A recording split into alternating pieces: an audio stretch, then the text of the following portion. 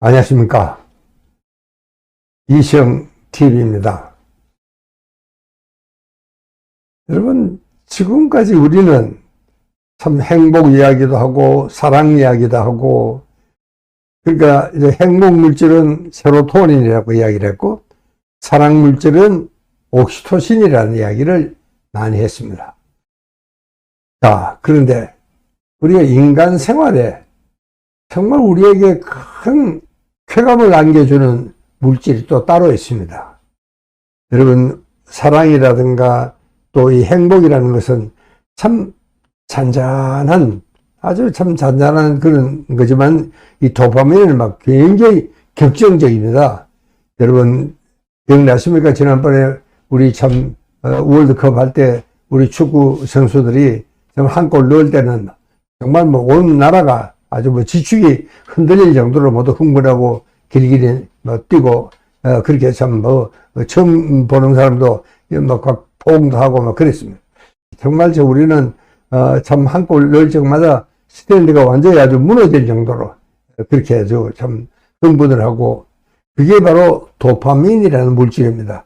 이거는 세로토닌하고는 다릅니다. 세로토닌은 차분한 잔잔한 그런 느낌이고, 도파민은 막 엄청 아주 기분이 좋은 그런 이야기입니다.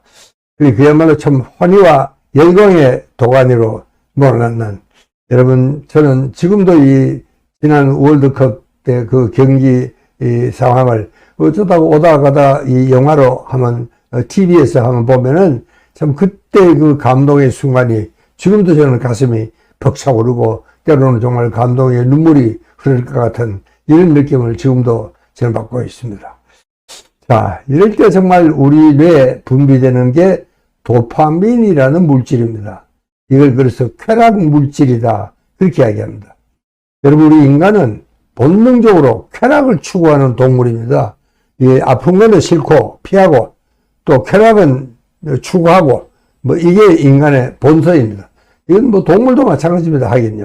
여러분, 가령 우리가 참 저 경마장에 내 말이 1등으로 들어갈 때는 막 와, 그리고 뭐 정말 뭐 난리가 나지 않습니까? 마치 뭐 정말 우리가 재벌이나 된 것 같은 그런 아주 느낌을 받을 때가 있습니다.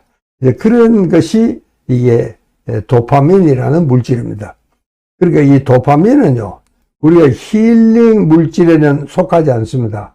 왜냐하면은 이거는 너무나 격정적이고, 이 도파민에는 한 가지 결정적인 약점이 있습니다. 그게 뭐냐? 중독성이 있다는 사실입니다.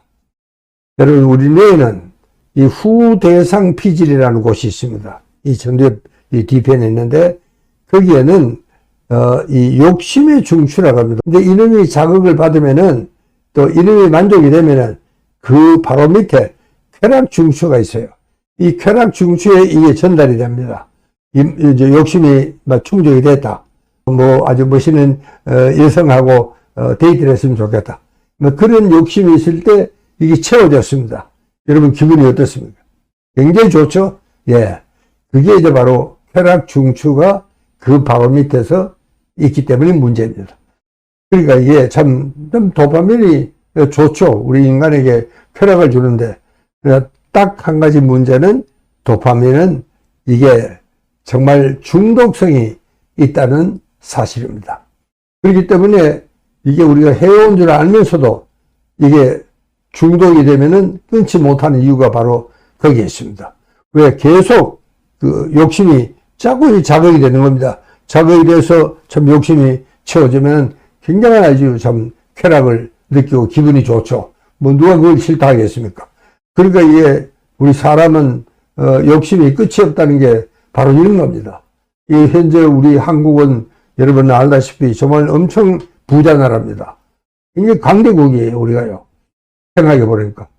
그런데도 불구하고 아직도 이게 참 행복 지수나 이런 삶의 질은 거의 아주 OECD 국가 중에서는 바닥권이다, 그렇게 이야기를 합니다. 근데 왜 그러냐?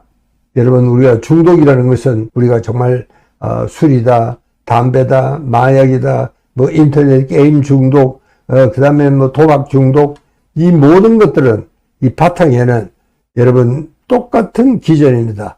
이 소위 후대상 피질이라는 욕심의 중추가 이게 충족이 돼야 된다. 그래야지 이제 기분이 좋은 쾌락 물질이 자기 본능적인 그런 그 쾌감을 우리한테 안겨주는 이런 것들입니다.